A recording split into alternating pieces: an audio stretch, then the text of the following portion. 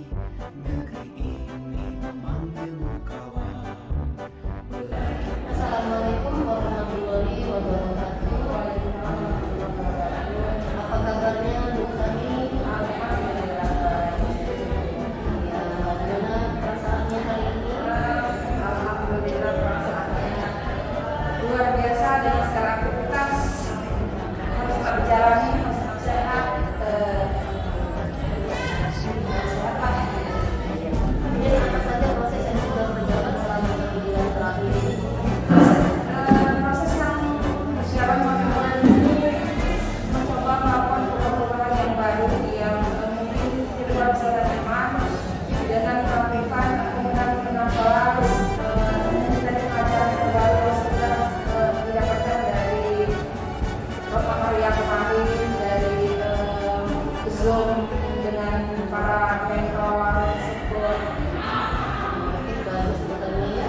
Tetap semangat, tetap bersatu. Saya rasa ini kami. Oke. Apa yang ibu temukan ketika melakukan proses pemetaan sumber daya? Yang saya temukan banyak hal baru yang saya temukan. Artinya banyak sumber daya yang selama ini tidak saya lirik. Ternyata setelah kita berbagi di Lokakarya, baik di Zoom kolaborasi kemarin, itu hal-hal sepele yang ada di sekolah ternyata bisa dijadikan aset untuk pembelajaran. Apakah ada hal-hal yang menarik dan khusus yang ditemukan juga? Yang menarik ternyata lingkungan sekolah yang tidak kita lirik, ketika kita kemas dengan baik, bisa menjadi sesuatu yang luar biasa. Perubahan apa yang ibu harapkan dapat terjadi di lingkungan sekolah setelah ibu mengetahui sumber daya yang ada di sekolah itu? Perubahannya yang pasti jangan saya saja yang bisa merasakan sumber daya itu, tapi saya akan mencoba berbagi kepada anak-anak dengan cara kita aktif di komunitas praktis. Dan bagaimana ibu mewujudkan perubahan tersebut? Dengan melakukan aksi langsung. Jadi tidak hanya omongan, kita langsung melakukan aksi, ajak teman-teman bersama. Tetapi sejauh ini belum bisa 100% karena kondisi yang ujian, kemudian menerima rapor. Jadi sejauh ini masih sekitar 3 bulan 50%. Kemudian dukungan kepala sekolah bagaimana Bu?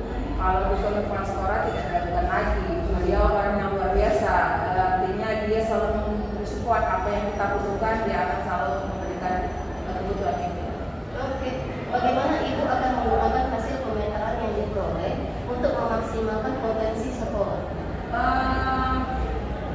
Mencoba memetakan lagi kembali apakah sumber daya yang kita temukan itu bisa menjadi keunggulan sekolah, apakah itu sudah menjadi kebutuhan yang paling signifikan. Artinya kalau itu belum satu kebutuhan kita bisa memungkinkannya, tapi kalau itu satu kebutuhan yang harus memang kita lakukan untuk maju di sekolah, memang harus koordinasi kepada komunitas praktis. Kami kita masuk refleksi proses pembuatan peta sumber daya.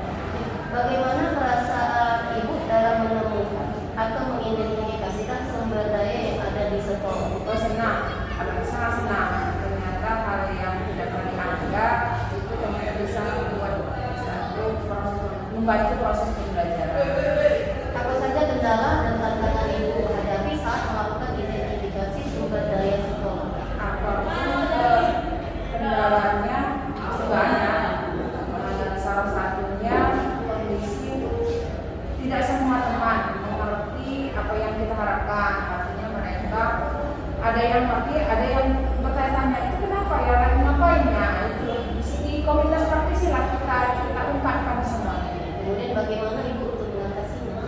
Cara saya mengatasinya dengan bicara lah. Ketemu di komunitas praktisi, kita bicara dari hati ke hati bagaimana apa yang kita butuhkan atau tidak, biar sama-sama enak. Artinya memang semuanya kalau maju sendiri itu sudah biasa, maju bersama itu luar biasa.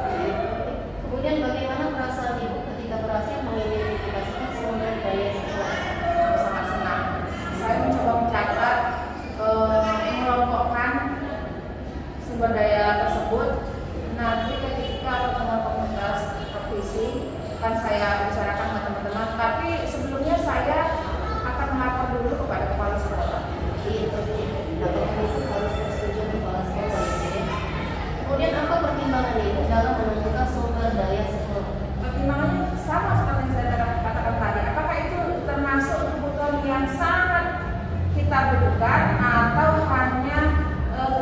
sekian. Kalau itu tuntutan yang paling utama, saya kan terus maju mengatakan bahwa ini tuntutan yang harus kita gunakan loh gitu, baik pada profesi maupun sampai pada kepala sekolah.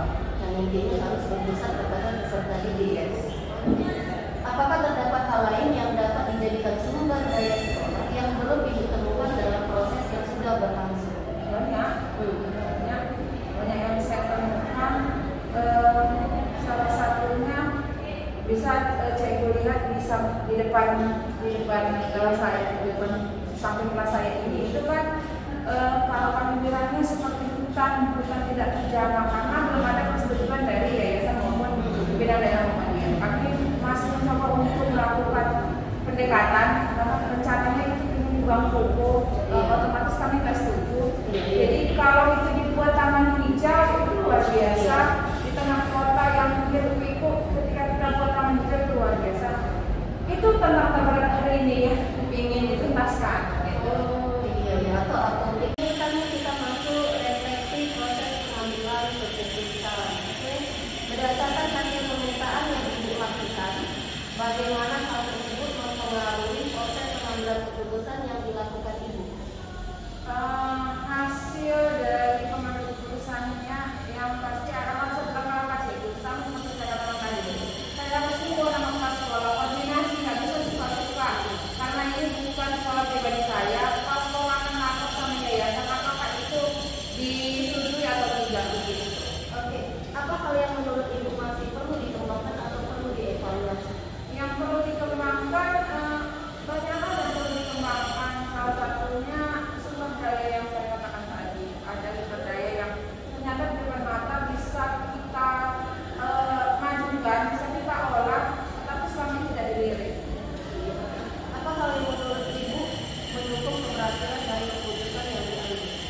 Hal yang menurut saya mendukung pasti sekolah dan yayasan. Karena kan sekolah pasti yayasan.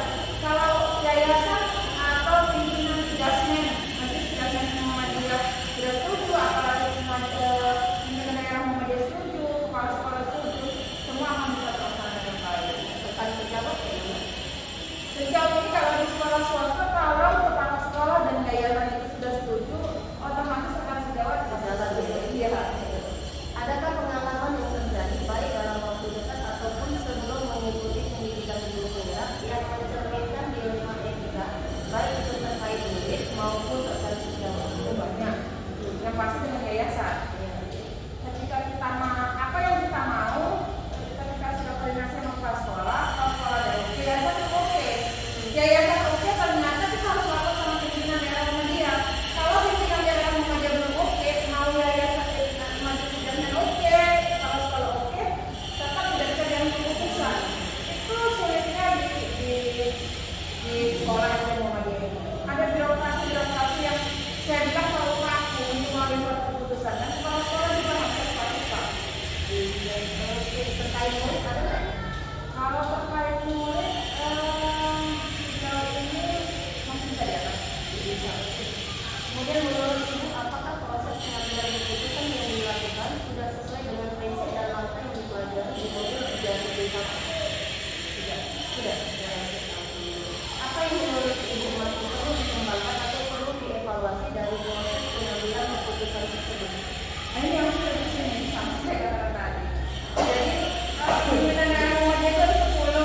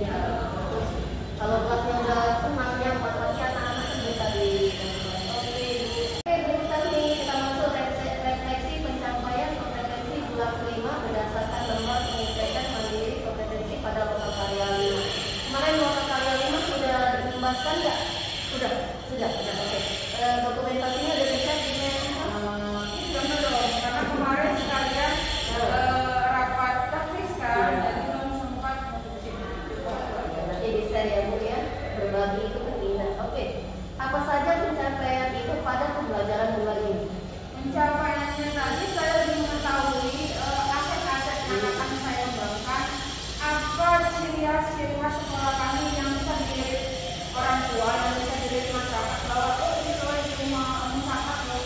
Kami buat namanya masyarakat itu kan dia orang lebih gampang keinginan. Karena di beberapa sekolah yang sudah sukses itu mereka kasih password kalau kita mau maju kita buat nama sekolah yang gampang dilihat. Kalau SD Muhammadiyah 01 Malaysia itu kan kepanjangan jadi kita buat namanya SD Musapas. Sama kayak kami ya SD Adam Malik. Itu gampang daripada SD 00 sekian ya kan. Kemudian apakah terdapat tantangan dan kesulitan selama proses pembelajaran? Enggak. Tidak ada. Oke. Kemudian bagaimana ibu akan menggunakan pencapaian tersebut untuk proses pembelajaran selanjutnya? Saya menggunakan dengan langkah-langkah yang sudah diajarkan biar enak dan semua bisa terkoneksi dengan baik. Kemudian tugas-tugas di RTS bagaimana? Sejauh ini aman, tinggal ini aksi nyata. Tinggal aksinya. Tinggal aksi nyata karena hari ini ujian juga kan tes modul. Nanti aksi nyatanya dikirim ya. Biasa Siap. Oke. Adakah hal-hal yang terkait pembelajaran daring yang perlu diketahui oleh fasilitator? Sejauh ini saya sampaikan semua.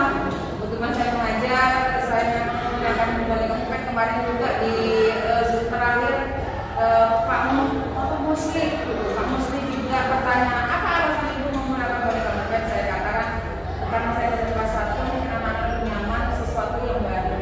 Gitu. Akan dia bilang, oh nanti mau dibilang dong Mama Alhamdulillah ya biar aja Pak. Yang penting mereka ingat oh itu kelas 1 B Bu Tami loh yang pakai begini. Oh iya. Nanti pula merangsang anak. Iya. Oke. Apa yang sudah baik dan yang perlu diperbaiki dari pendampingan ini untuk pendampingan berikutnya? Sejauh ini selama pendampingan itu luar biasa, tidak ada masalah. Bahkan saya itu sebagai komandan praktek itu selalu koordinasi apa yang kurang, ini yang kurang, jadi kita bisa memperbaiki ke depan. Sudah bagaimana persiapan untuk lomba karya kan? Sudah mulai, sudah kan nggak sedikit lah belum semua masih orang-orang. karena hari Sabtu kita lomba Iya. karya 6 itu dibawa ya. Iya. Oke Bu Tami, sampai ketemu hari Sabtu nanti di Kantor Hotel. Tetap semangat, tetap jaga kesehatan. Kalau ada apa-apa dikabari ya, sharing kita di grup ya. Tetap semangat ya. Assalamualaikum warahmatullahi wabarakatuh.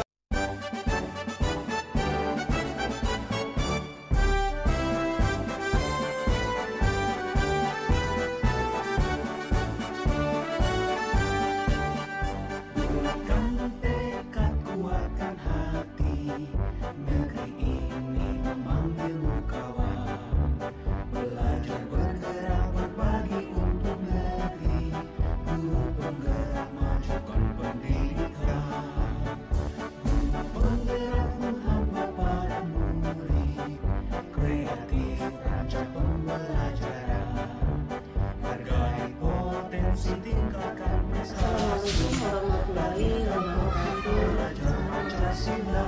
Apa kabarnya Bu Rizka? Nggak terasa hari ini kita mendampingi dalam hidup yang ya. Nah, apa yang sudah dilakukan dalam satu bulan ini, saya masih menggunakan aset yang bisa digunakan untuk melakukan atau bagaimana proses ibu dalam menemukan atau mengidentifikasikan sumber daya yang ada di sekolah? Saya terlebih dahulu melakukan observasi serta mencari info dari berbagai sumber tentang aset-aset tersebut. Kemudian apa saja kendala dan tantangan yang ibu hadapi saat melakukan identifikasi sumber daya yang ada di sekolah? Tantangan yang saya hadapi atau kendala yang pertama adalah waktu. Bagaimana cara membagi waktu ini ketika ada tugas mengajar di sekolah, serta mengerjakan LMS untuk keluarga dan untuk mencari atau mendata aset tersebut. Gimana ibu mengatasinya?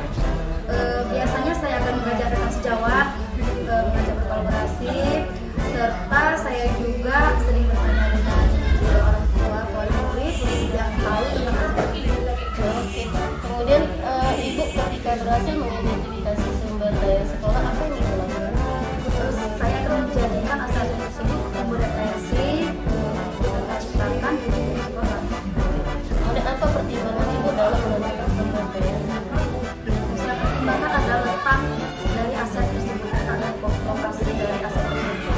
Kemudian apakah terdapat hal lain yang dapat dijadikan sumber daya sekolah yang belum Ibu temukan dalam proses yang sudah berlangsung? Sepertinya sudah saya identifikasi semua.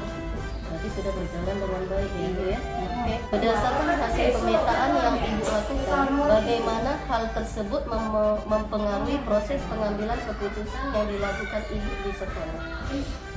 Hal tersebut akan mempengaruhi keputusan ketika saya melakukan tindakan yang pertama itu adalah masalah waktu, letak, serta kepentingan atau kemajuan dari murid tersebut. Apakah aset tersebut berdampak pada murid atau tidak?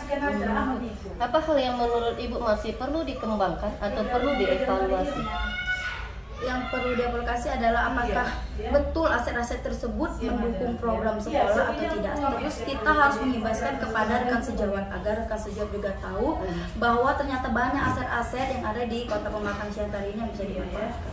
Oke. Kemudian apa hal yang menurut Ibu mendukung keberhasilan dalam keputusan yang diambil? Yang paling mendukung adalah yang pertama dukungan dari kepala sekolah, terus komunikasi dengan rekan sejawat agar mereka bisa ikut serta dalam kegiatan ini. Oke Bu Risma, kita masuk refleksi pencapaian kompetensi bulan kelima berdasarkan lembar pengecekan mandiri kompetensi pada Lokakarya 5. Apa saja pencapaian Ibu pada pembelajaran bulan ini? Pencapaian saya adalah ilmu saya jadi bertambah, terus saya bisa berbagi pengalaman dengan rekan sejawat untuk mengajak mereka dalam kegiatan CGP ini.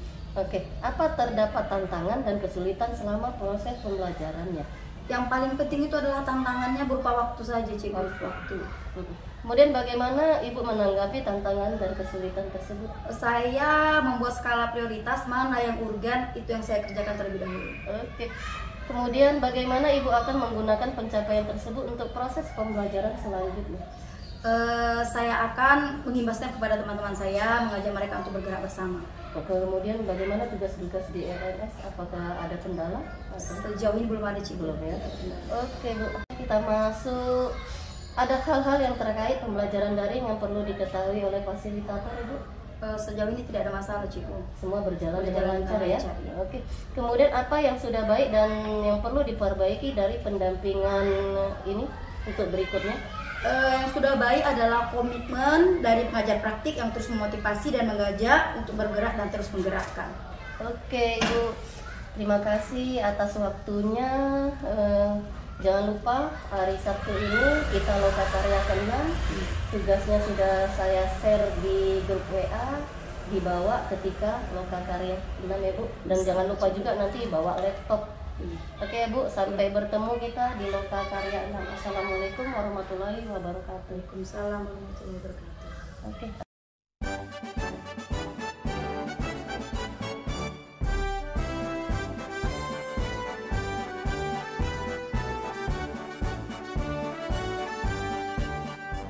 Kuatkan tekad, kuatkan hati. Negeri ini memanggilmu kawan. Belajar bergerak berbagi untuk negeri.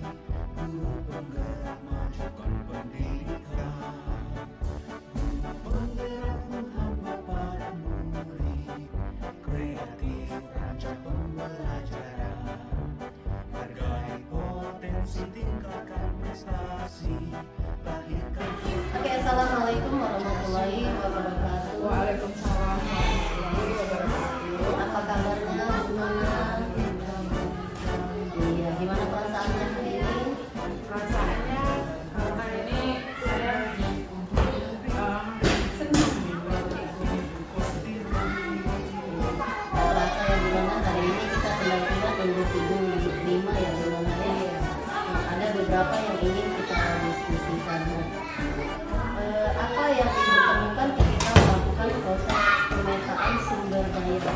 Iya, awalnya kan kalau dikatakan sumber daya gitu kan Cikgu, kita merasa kita berpatokan pada kekurangan kita karena melihat sekolah lain gitu kan, banyak fasilitas, banyak aset, kami punya apa, itu awalnya seperti itu Cikgu.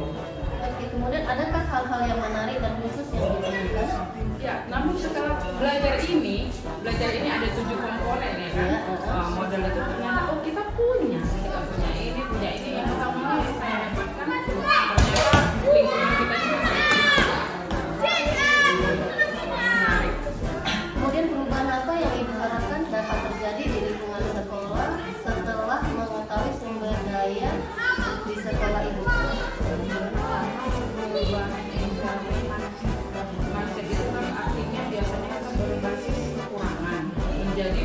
kelebihan. Baru perubahan tindakan dan pengelolaan sumber daya yang lebih maksimal. Yang ada itu kita maksimalkan. Lalu kita seperti misalkan semalam terakhir kali saya membuat buat pertanyaan, ambil manfaatnya apa, baru gali mimpi, jabarkan, dan kita eksekusi, begitu maksudnya. Itulah rencana. Kemudian bagaimana Ibu mewujudkan perubahan tersebut? Ya itu tadi mewujudkan perubahannya, saya mulai merancang penyusunan program dengan menggunakan tahapan baja tadi itu. Kemudian bagaimana Ibu akan menggunakan hasil pemetaan yang diperoleh untuk memaksimalkan potensi di sekolah Ibu? Iya, dengan merancang program yang berdampak pada murid, kita bisa menguatkan yang sudah ada. Bukan artinya kita harus muluk-muluk, harus buat yang baru gebrakan. Yang ada itu kita lebih kembangkan, lebih kita potensialkan, memaksimalkan fungsinya. Seperti selama ini semua ada. Perpus ada, tanah ada, cuman fungsinya belum pernah kita maksimalkan. Jadi saya bukan mau bikin yang muluk-muluk, hanya saja inilah yang ada ini mau dia main dulu. Oke, bagaimana proses Ibu dalam menemukan atau mengidentifikasikan sumber daya yang ada di sekolah? Iya, berdasarkan tadinya nggak tahu ya, tapi setelah belajar tentang 7 modal ini, mana dia itu modal manusia, modal fisik, modal sosial budaya, modal lingkungan, modal politik, modal agama, dan modal finansial. Saya rasa kita jadi bisa mengklasifikasikannya. Bagaimana hari-hari besar keagamaan itu kita masukkan kemana? Bagaimana lingkungan itu kita manfaatkan? Bagaimana apa sih sosial itu? Apa sih politik itu? Ternyata masih ada kaitannya dengan sekolah kita. Kita tidak berdiri sendiri. Begitu menurut saya. Iya. Kemudian apa saja kendala dan tantangan Ibu yang hadapi saat melakukan identifikasi sumber daya sekolah? Ya, pertamanya tadi yang mindset itu mindset kita asik memikirkan kelebihan orang. Yang kita bilang di sini nggak ada ini, aku nggak didukung gitu kan. Satu lagi yang merupakan tantangan yang apa itu memang mereka guru juga nggak ada juga yang ngomongkan maksudnya kita punya ini loh, kita punya ini, dia nggak kasih masukan juga, kita dibiarkan ibaratnya ya kita sendiri kami dijaga. Itu yang menjadi hambatan saya rasa. Kemudian bagaimana Ibu mengatasinya? Kalau saya merasa kalau cara mengatasinya saya dekatin yang apalah yang nggak semua, karena kita nggak bisa menyuruh sekali semua, apalagi kan udah 20 orang suruh gerak semua nggak bisa. Jadi saya paling bikin kekuatan itu seperempatnya 5 orang kan gitu kan. Jadi saya 4 saya rangkul dan saya ajak berubah, saya ajak bergerak, terus memikirkan kira-kira aset kita ini mau kita apain. Yang ada di sekolah ini kita ini ada loh, bukan nggak ada. Dan mereka saya rasa mulai terbuka pikiran. Kemudian bagaimana perasaan Ibu ketika berhasil mengidentifikasikan sumber daya sekolah? Saya merasa senang ya, puas maksudnya gini.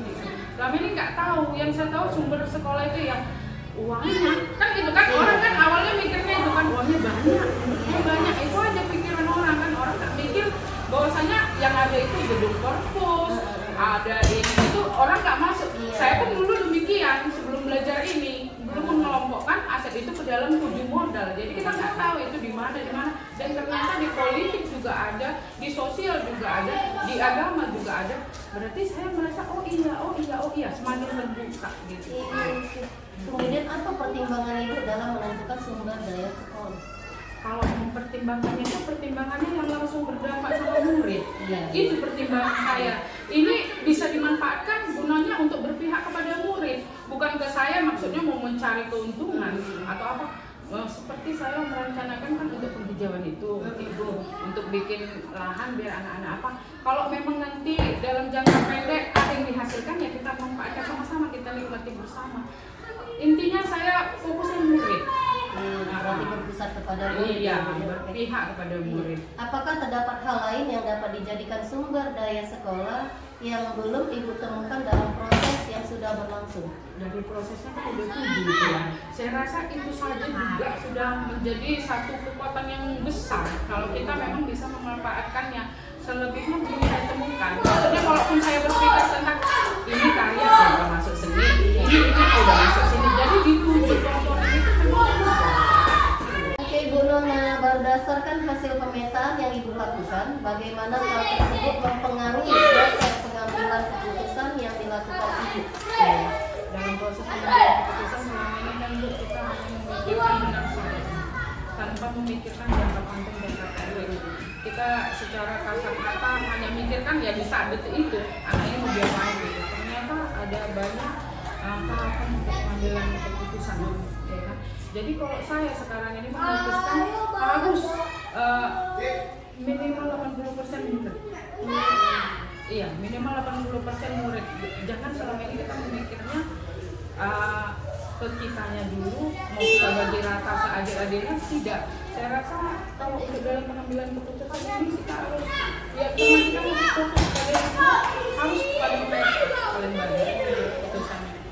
Kemudian apa hal yang menurut Ibu masih perlu dikembangkan atau perlu dievaluasi? Yang perlu dikembangkan pula aset-aset yang sudah ada tadi, ya kan?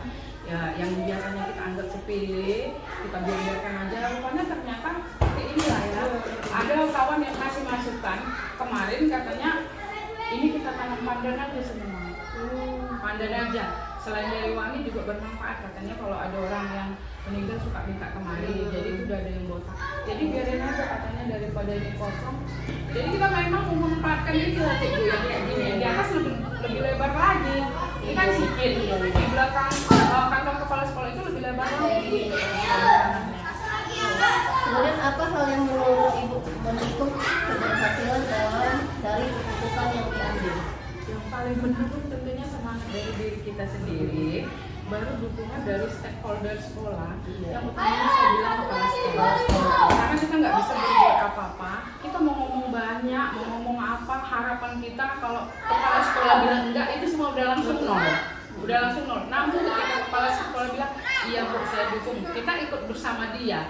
Jadi saya rasa yang paling apa itu kepala sekolah, baru rekan guru, ya masuklah siswa dan orang tuanya. Juga mitra, ada mitra. Iya. Oke. Adakah pengalaman yang terjadi baik dalam waktu dekat ataupun sebelum mengikuti pendidikan guru penggerak yang mencerminkan dilema etika baik itu terkait murid maupun rekan sejawat? Iya, tentu saja Cikgu. Selama ini sebelum kita guru penggerak, tentu kita banyak dilema-dilemanya sudah pernah saya sampaikan bahkan sampai ke fasilitator. Masalah kedisiplinan rekan kerja. Kita di situ akan menutupi, apalagi kami di sini udah dua seperti ini, kadang kepala sekolah kan nggak bisa turun. Di sini banyak yang kosong, kita gimana dilema etikanya kita itu mempertimbangkan itu baik buruknya kalau nggak kita kasih tahu. Tapi kalau kita kasih tahu ini kawan kita kena masalah kan gitu ya Cikgu. Itu selalu terjadi. Bahkan sebelum atau sesudah dulu, sebelum itu kita nggak tahu itu dilema etika. Itu kita anggap masalah biasa. Ternyata itu termasuk dilema kita. Bagaimana kita berpihak kepada yang salah dan terpaksa oleh situasi. Dipaksa oleh situasi terkadang seperti itu. Melihat murid kita dipukul gurunya di apa karena kita nggak berani masuk campur gitu kan. Nggak, dia dihukum misalnya dari guru sebelah ini dia duduk di situ. Itu kan hak gurunya, tapi hati kita berkata ini tidak benar gitu. Jadi kita memang setiap hari pasti ada seperti itu, bercorang ribut, guru olahraganya dia duduk kan sering gitu ya. Jadi kita mungkin teriak, mungkin langsung Iya, oke. Kemudian menurut Ibu, apakah proses pengambilan keputusan yang dilakukan sudah sesuai dengan prinsip dan langkah yang dipelajari di tahun 2001? Sebelum belajar ini tentu tidak ya Cikgu. Kita hanya kadang di situ katanya apa ya, terbawa emosi. Ternyata ada sampai 9 tahapan itu kita timbangkan ini dulu. Ternyata di pelajaran itu memang banyak yang apa. Bahkan kita di sisi akhir itu nanti diminta mengambil keputusan dari idola. Misal idola kita adalah kepala sekolah, kita tanya dia, misal idola kita adalah orang tua, nah kalau ada masalah bahkan itu pun diajarkan di situ. Jadi kita memang banyak menambah ilmu di sini Cikgu di dalam pengambilan keputusan. Yang paling saya rasa di sini yang paling bermanfaat itu kita memang tidak pernah berpikir jangka panjang. tentang anak yang kita contohnya mau dinaikkan kelas. Jadi dia udah naik aja dia bebas dari kita. Hanya gitu aja pikiran kita. Kita nggak tahu depannya nanti di SMP ini anak dari mana. Gitu kan Cik. Kok nggak tahu baca lulus. Kenanya kita. Tapi kita seakan-akan dulu buang badan, mengambil zona nyaman masing-masing. Aku nggak mau anak ini seperti tadi anak saya Ajam gitu kan. Itu selalu saya dilema etika itu menghadapi dia. Bagaimana dengan situasi karakter dia, situasi rumah tangganya. Kita nggak pernah berpikir itu zaman kita belum belajar ini. Yang penting belajar aja. Iya benar. Apa hal yang menurut Ibu masih perlu dikembangkan atau perlu dievaluasi dari proses pengambilan keputusan tersebut? Iya, yang perlu kita pertimbangkan itu tadi jangka panjangnya apa, baru jangan sampai merugikan hidup orang. Apa yang kita putuskan, kalau memang harus merugikan kita lah, jangan merugikan orang lain. Seperti itulah, karena kita tahu risiko. Kita dalam pengambilan keputusan ini kita membahas juga di modul yang terakhir ini risiko, manajemen risiko. Jadi kita mengambil keputusan itu tidak Harus berhati-hati. Apa saja pencapaian Ibu pada pembelajaran bulan ini? Ya, bulan ini bulan terakhir itu bulan 3. Di sini ada pengambilan keputusan itu tadi, baru pemimpin pembelajaran dalam sumber daya dan pengelolaan program yang berdampak pada murid. Jadi kita memang betul-betul sepertinya disiapkan untuk menjadi pemimpin gitu ya, pemimpin pembelajaran dan harus fokusnya yang utama murid itu tadi. Jadi kita mengelolanya bagaimana, keputusannya apa, programnya apa, 3 itu yang saya dapat. Oke. Apa terdapat tantangan dan kesulitan dalam proses pembelajaran? Kalau pembelajaran selama ini dari fasilitator, dari PP, dari kegiatan LMS tidak ada hambatan. Cuma yang ada hambatan tetap ada di sekolah, yaitu misalnya berkolaborasi. Tidak bisa mengajak orang ini untuk bergerak secara keseluruhan, dan saya selalu menjadi murid di depan itu saya baris tiap pagi apel lah gitu istilahnya. Saya sampaikan semua, saya sampaikan kita cuma yang gurunya nggak ada. Jadi bagaimana Ibu menanggapi tantangan dan kesulitan tersebut?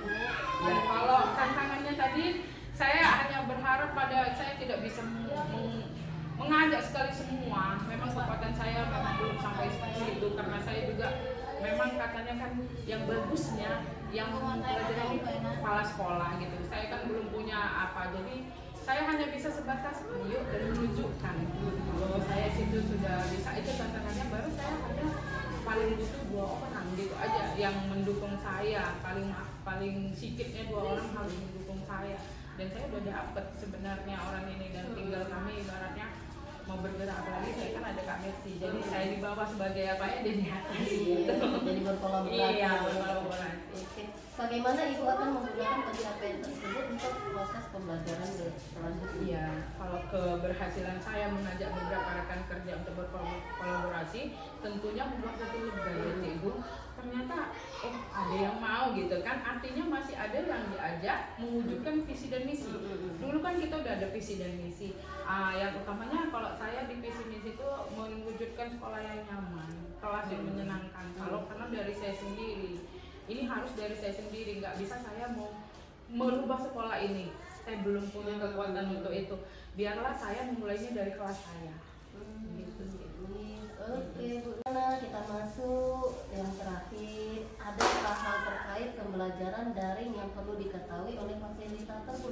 Sebenarnya kalau masalah pendarian ini, satu yang bikin saya paling masalah Cikgu dari awal itu pembagian kelompok di daring itu yang paling saya bikin emosi sebenarnya. Tapi karena kami nggak bisa masuk, tahu sendiri Cikgu kemarin juga saat merekam untuk praktek coaching yang repotnya. Kalau udah mulailah dibagi ke dalam board, artinya breakout room, itu udah sakit ke kepala Cikgu.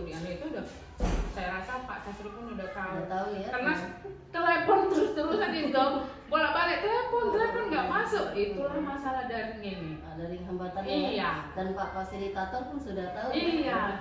Paling sering orang Cikgu pun merasa udah sering ada telepon nggak masuk. Karena nggak bisa masuk. Iya. Itu yang paling apa? Iya. Kalau masalah pembelajarannya lurusnya, Apa ceknya dapet intinya. Cuman yang kadang yang bikin sakit kepala gini, kadang muter, dia nggak masuk. Iya itu dia. Oke.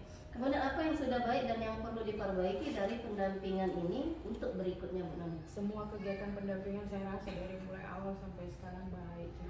Baik, saya tidak pernah merasakan ada kekurangan. Maka saya kalau di sini sangat berterima kasih pada Cikgu, apalagi dalam situasi Cikgu sekarang. Cikgu masih bisa kuat kan. Saya merasa apa, misalkan saya punya masalah, saya endus berapa apa yang, makanya kita tidak perlu melihat membandingkan diri dengan orang lain, tapi bukan untuk apa, hanya menjadi sebagai pembelajaran.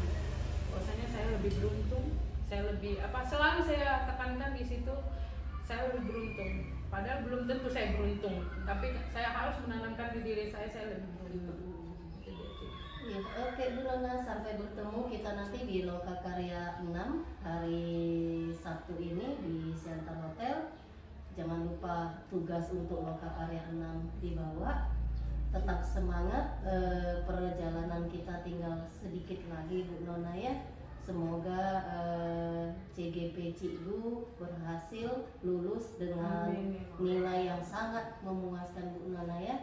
Oke, sampai bertemu kita di Lokakarya 6. Assalamualaikum warahmatullahi wabarakatuh. Waalaikumsalam warahmatullahi.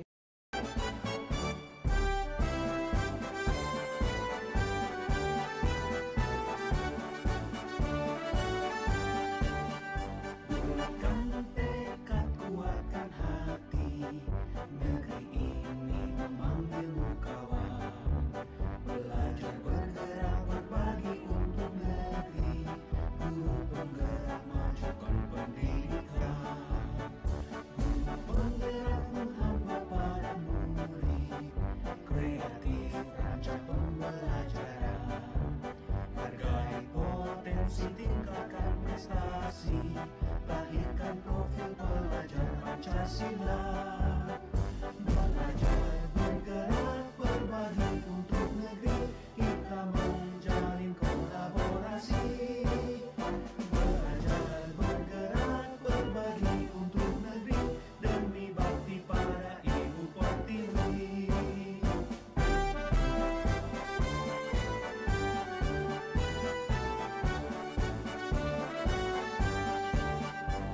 Kuatkan tekad, kuatkan hati, negeri ini. Assalamualaikum warahmatullahi wabarakatuh. Apa kabarnya Bu Erna? Alhamdulillah. Ya, tak terasa hari ini kita pendampingan individu ke-5 ya Bu Nona ya. Nah, gimana perasaannya hari ini? Senang sekali karena sudah hampir habis teori. Iya, sudah berapa persen? Saya 90.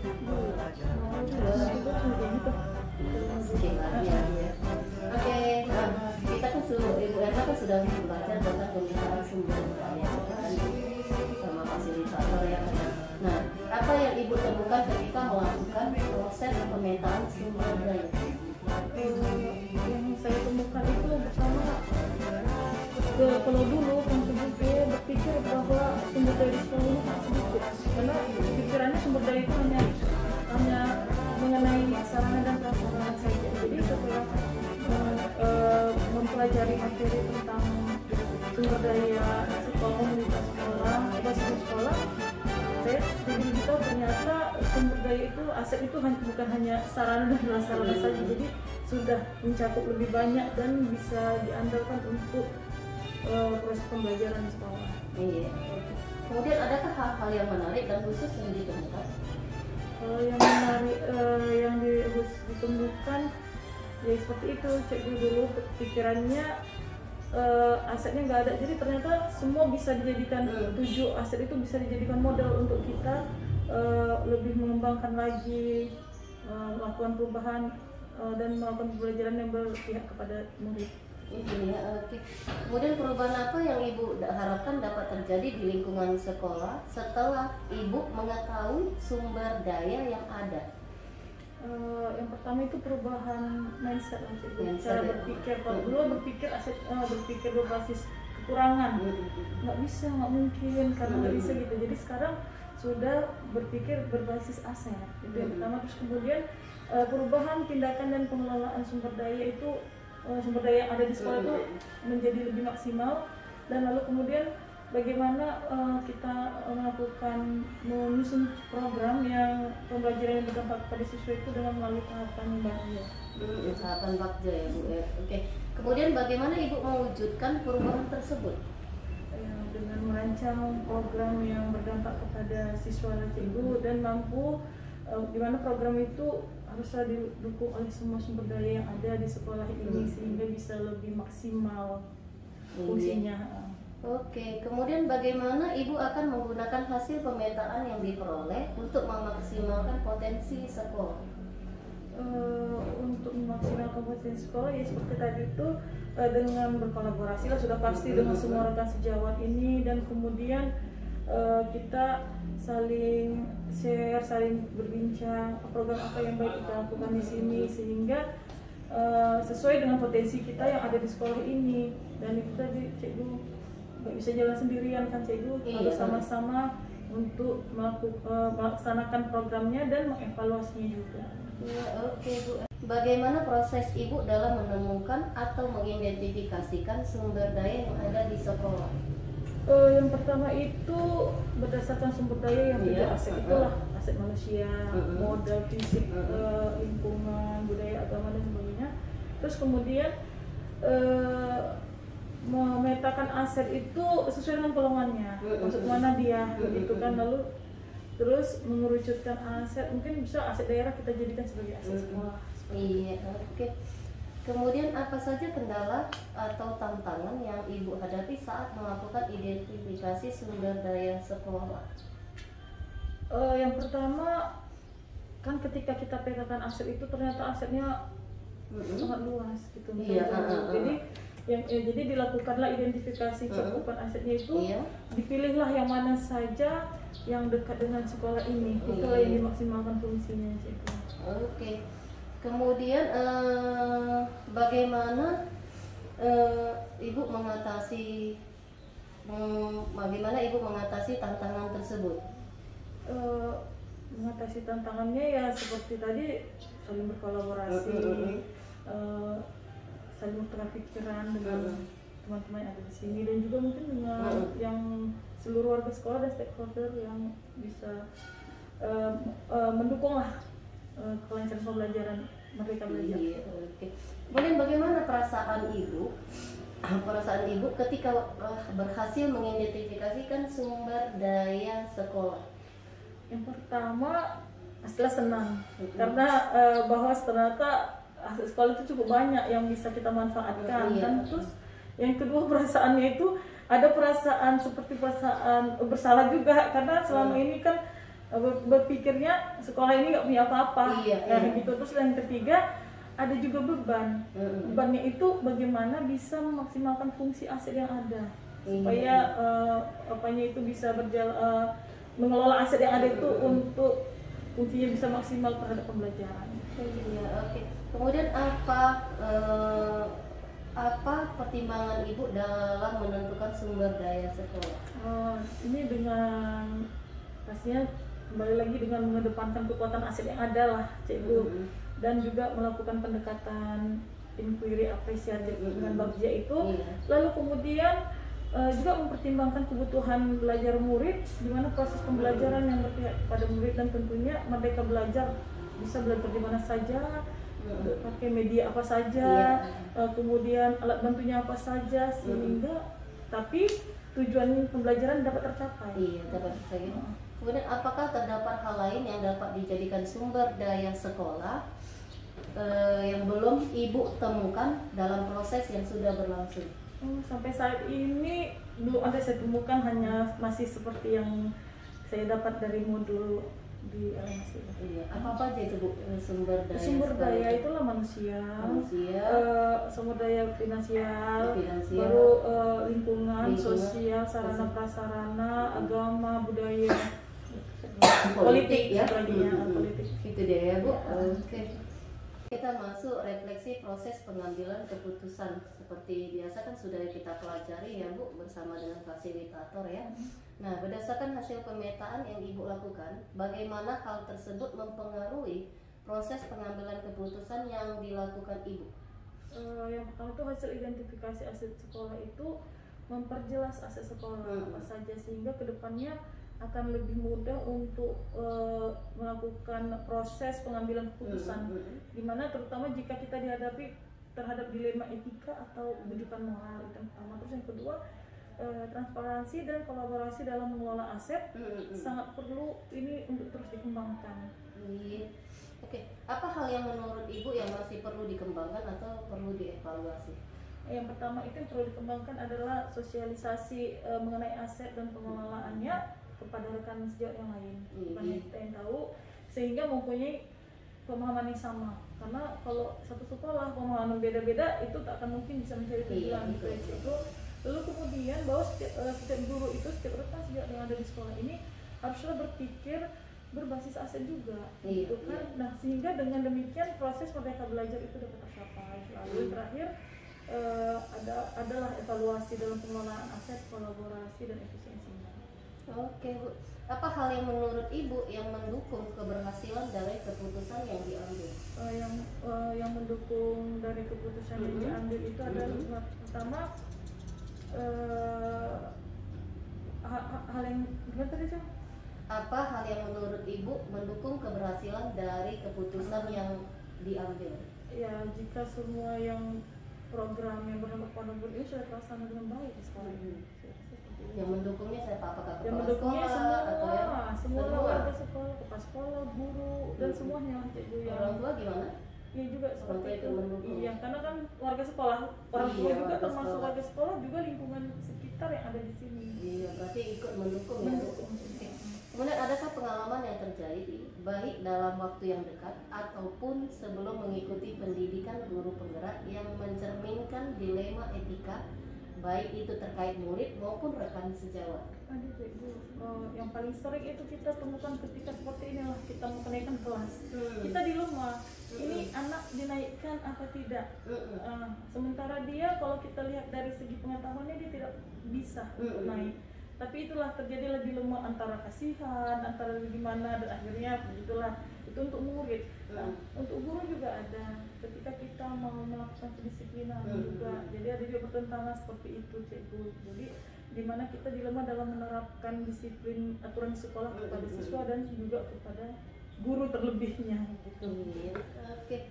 Kemudian menurut Ibu, apakah proses pengambilan keputusan yang dilakukan sudah sesuai dengan prinsip dan langkah yang dipelajari di modul 3.1? Sampai saat ini sudah sesuai. Sudah sesuai. Oke. Kemudian apa hal yang menurut Ibu masih perlu dikembangkan atau perlu dievaluasi dari proses pengambilan keputusan tersebut? Yaitu penggunaan 4 paradigma 3 prinsip dan 9 langkah pengambilan keputusan itu harus lebih dikembangkan dan disosialisasikan kepada seluruh warga sekolah yang ada di sini. Kemudian evaluasi dalam proses pengambilan keputusan yang terkadang spontan gitu, langsung gitu kan, tanpa melalui tahapan dan pemikiran panjang. Jadi kadang kita mau ngambil keputusan langsung begini, sementara harusnya kita lalui 2 tahapan itu supaya hasil keputusan itu tidak salah dan tidak merugikan siapapun gitu. Kemudian udah diimplementasikan nggak waktu lokakarya 5 kemarin guru-guru? Yang kelima kemarin belum Cik, karena kan ujian ya. Jadi waktunya belum ada, jadi lokakarya 5 belum terus. Nanti kalau ada waktunya kita diimplementasikan ya Bu ya. Oke Bu Erna, apa saja pencapaian Ibu pada pembelajaran bulan ini? Yang pertama, saya bisa mengidentifikasi apa-apa saja aset sekolah. Lalu kemudian penerapan proses pengambilan keputusan berdasarkan paradigma tersebut. Lalu menambahkan tindakan untuk aksi nyata Cikgu, berupa penerapan dalam pembelajaran seperti inilah, ada tambahan sedikit. Iya, saya lihat. Saya kemarin kan saya buat programnya kelasnya ramah anak dan juga literasi. Jadi kemarin belum ada mading, dulu ada mading di luar, itu kan mading untuk semua. Jadi ini udah ada mading kelas mereka. Jadi mereka kemarin bilang gini, Bu, ini madingnya dibuat kelas 6 lah. Kami kan mau naik. Kebetulan nanti mereka tetap ini kelasnya. Karena setelah kita rembukan nggak usah pindah karena muridnya banyak. Jadi ya saya bilang janganlah, ini kan masih kelas 5 walaupun seminggu lagi Bu kelas 5 di sini gitu kan Cikgu. Jadi ini nanti saya kasih tahu mereka, ini apapun karya kalian buat di situ, jadi menempelnya sedikit aja, jadi bisa dicopot-copot, gantian temennya. Jadi itu saya rasa merangsang mereka untuk suka berliterasi dan memajang karya mereka di sini. Begitu Cikgu. Berarti ada penghargaan ya kepada mereka. Kemudian apakah terdapat tantangan dan kesulitan dalam proses pembelajaran Ibu Ulan ini? Tidak sampai tidak, cuma yang dihadapi adalah bagaimana cara menerapkan ilmunya kepada rekan sejak mengimbaskan ya. Iya, jadi juga supaya itulah satu kendala saya, gimana apa ya ilmu yang saya dapat juga didapat teman saya, jadi pengetahuannya sama gitu, jadi satu frekuensi gitu sama dengan teman-teman lain, dan itu kayaknya belum bisa. Jadi adakah strategi yang akan Ibu munculkan untuk mengimbaskan apa yang Ibu inginkan tadi? Ya dengan mungkin pas saat ya kebetulan kemarin kan ada komunitas praktisinya, disitulah rencananya. Cuman kemarin hari ini karena banyaknya kesibukan, ya saya juga harus menanyakan juga kapan waktu ini sempat kepada guru-guru yang lain, juga kepada kepala sekolah juga repot kemarin ya Cikgu. Jadi itulah mengatur waktulah nanti supaya bisa mengimbaskan apa yang saya ketahui. Kemudian bagaimana Ibu akan menggunakan pencapaian tersebut untuk proses pembelajaran selanjutnya? Yang sudah pastinya pencapaian tersebut saya lakukan di aksi nyata lah Cikgu. Jadi menjadikan capaian sebagai praktik baik dalam saya mengajar. Nanti kalau ada video aksi nyatanya boleh dikirim sama saya.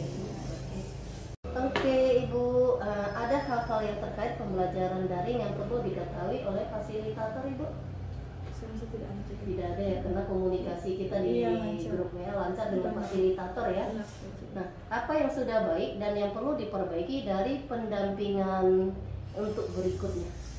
Sampai sejauh ini semuanya baik Cikgu, karena antara kami CGP dengan pengajar praktik dan juga fasilitator itu komunikasinya sangat baik dan saling mendukung.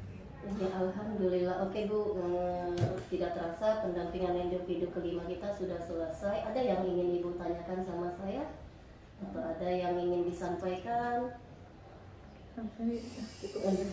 Oke, nah jangan lupa ya Bu, nah di Lokakarya 6 ini nanti kan ada tugas. Waktu Lokakarya 5 sudah kami umumkan ada tugas dan juga sudah saya share di grup WA tugas. Itu dipersiapkan dan dibawa. Nanti di Lokakarya 6 bawa juga laptop dan catatan-catatan yang untuk di Lokakarya 6 ya Bu ya. Tetap semangat, perjuangan kita sedikit lagi, insya Allah bulan 8 kita sudah selesai program pendidikan guru penggerak ya Bu ya. Tetap jaga kesehatan ya, semangat untuk Bu Erna dan yang lainnya juga. Assalamualaikum warahmatullahi wabarakatuh. Assalamualaikum warahmatullahi wabarakatuh.